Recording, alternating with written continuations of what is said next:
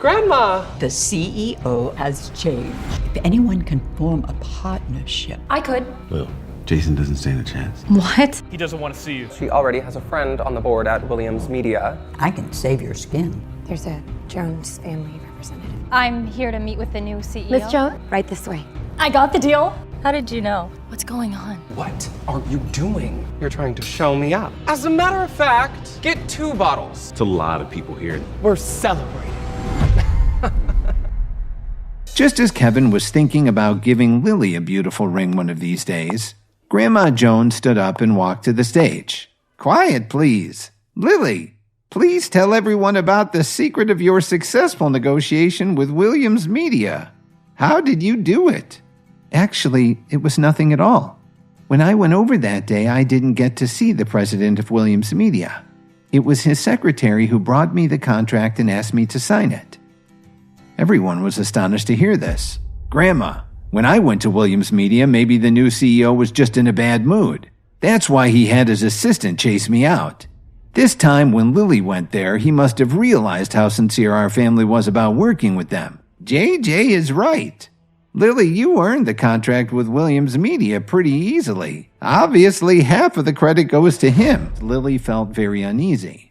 She and Dorothy looked at each other, and her mother could only lightly pat her hand under the table. Today it's my treat. Eat and drink all that you want. I'm paying. Waiter, go and get a bottle of your best wine for every table. When the banquet was coming to an end, Jason was unable to stand upright. His eyes were blurry as he called for the waiter to come over. Use my card to pay the bill. However, that table isn't included. The table he pointed at was the one where Kevin was sitting.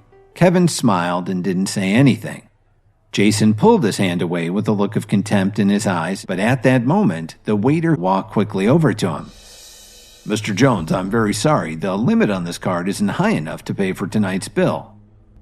Are you kidding me? This card has a $100,000 limit, and you're telling me it's not enough for tonight's meal? I'm sorry, but I forgot to tell you. Mr. Jones, you've spent over $110,000 tonight. $110,000? What were they eating? Gold? You're a thief. Get your manager here right now. Kevin watched the whole scene without saying a word, and finally he couldn't help laughing. When the hotel manager arrived at his table, Jason stepped up to him angrily and asked loudly, "This is how you do business? I'm going to file a complaint with the State Liquor Control Commission. I have friends downtown. Mr. Jones, you said that I should serve you our best wine. That's what I did. Because you needed 20 bottles for the entire room, we gave you our best price. You actually saved almost $18,000. Jason reached out to grab the hotel manager's lapels. Just then, an extremely calm voice came from the entrance of the banquet hall. What seems to be the problem here? As soon as Grandma Jones saw the man in the Armani suit, she quickly stood up and walked up to him. Mr. Cook, I'm very sorry about this misunderstanding. My grandson sometimes drinks a little too much and makes bad decisions. Mitchell Cook wasn't just the owner of the Whistler Hotel. He was also well known as one of the most influential men in Chicago. Definitely a big shot you didn't want to mess with. Mr. Cook, don't worry, we'll get you the money right away. We can't let JJ pay all the expenses tonight. Each of you should contribute $5,000.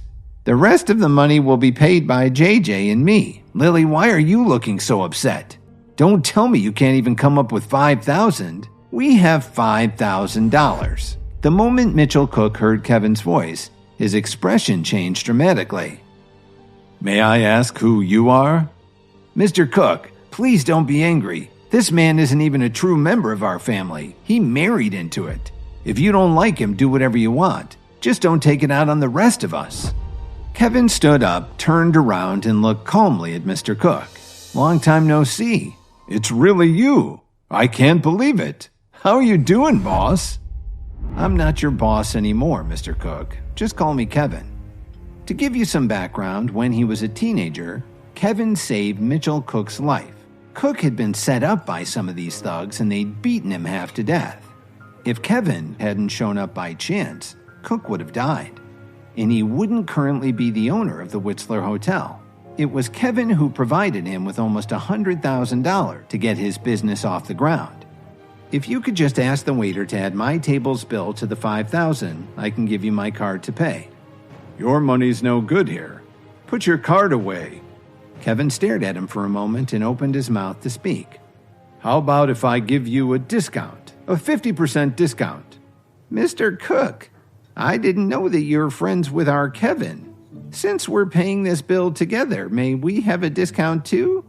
Didn't that guy just say that Kevin has nothing to do with your family? Grandma Jones's face froze. Kevin took a look at the bill. After the discount, it was about $2,500. Ha! I'd like to see how you could even pay that much. He took his wallet out of his pocket, pulled out a bank card, and handed it to the hotel manager. The hotel manager slid the card into his portable reader. Lily stared nervously at the hotel manager, afraid that Kevin's card would be rejected for lack of funds. All right, Mr. Williams, the transaction went through. Here's your card. How was this possible? Everyone was confused. Where did you get so much money from? Don't worry, Lily. I have something I need to do later. You and Dorothy can go home first. Kevin got a ride with Cook, but he didn't go straight home. You've done an amazing job. I never imagined you were the owner of the Whistler Hotel. By the way, where are you taking me? Do you remember Adriana Wright? I just told her about meeting you in my hotel, and she was really happy about it. We talked it over and decided to surprise you. Kevin met Adriana when he lost his briefcase in a wine store. She was working in the shop and noticed that he'd left it behind. Kevin found out that Adriana wanted to start her own business, so he formed a partnership with her. He also fronted her $100,000 just like he'd done for Cook. After all, she had chased him for 3 blocks to return his briefcase. In just a few short years, she actually built the West Chicago International Group. After a few more minutes of driving, Kevin and Cook stopped at an enormous office complex in the west suburbs. Mr. Cook, the president is waiting for you on the 3rd floor. Okay, Kevin, wait down here for a while. We'll go and get a surprise ready for you. Adriana's Chicago headquarters was very large. The 1st floor was mainly used to display the latest products. Kevin spent a lot of time looking around. Hey, I thought it was Kevin. Kevin turned his head to look. The woman in front of him, wearing a tight denim skirt that hugged her curves, was Lily's friend Rachel. Kevin, you came here by yourself? The things in West Chicago International Group aren't cheap. If you don't have enough money, you should get out fast. By the way, it seems you still haven't called me boss since we made the bet the other day. I don't know what kind of scuzzy deals you made to get that money. A balding man with a slight paunch walked over and spoke to Rachel. Honey, what's wrong? Who is this? Hubby, this guy is Lily's husband. He was being very rude to me and wanted me to call him boss. Rachel's husband was named Cody Hunter. Cody grabbed Kevin's collar and was about to punch him. Rachel watched with pleasure. Stop it! Cody stepped back and unclenched his fists, raising his open hands in the air like he was surrendering. He looked at Cook, who was running toward him like lightning, followed by Adriana, who was right behind him. Cody was stunned. Mr. Cook, and President Wright, what a nice, surprise. I was just trying to scare him. You see, Mr. Cook, I just got promoted. I'm Cody Hunter, the new manager of the entire region. I'll get someone to kick him out right now. Regional manager, is it? Adriana, I think you know what to do. I order you to go to the personnel office tomorrow and turn in your resignation. Kevin, it's wonderful to finally see you again. Come along with me. Just as the 3 of them were about to leave together, Cody and Rachel came to their senses and ran to catch up with them. Kevin, boss, this was all my fault. Can you convince President Wright not to fire him? That isn't a bad apology. Couldn't you let him go back to his old job for a while?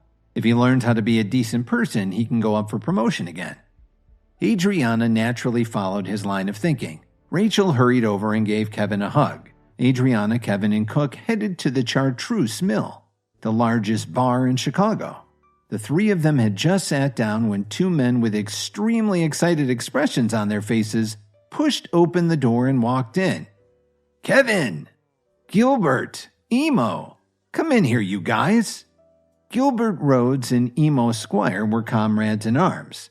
They had served together in the Special Forces, and after they retired, they became Kevin's personal bodyguards and martial arts instructors. Gilbert's mother had cancer back then, and Kevin gave him over $100,000 to help with expenses for her medical care and comfort. A while after that, Gilbert and Emo wanted to move on, so Kevin gave them money to help them out. They owed their success to him. It's really been too long, Gilbert. I can't believe this is your bar. You've done pretty well for yourself. So, Emo, what are you up to? Are you working together? Emo's doing very well. He runs a bodyguard company. After they talked and laughed for a while, Adriana stood up and left the room. A few minutes later, she came back with a gift box in her hand. Kevin, we got you this gift almost a year and a half ago.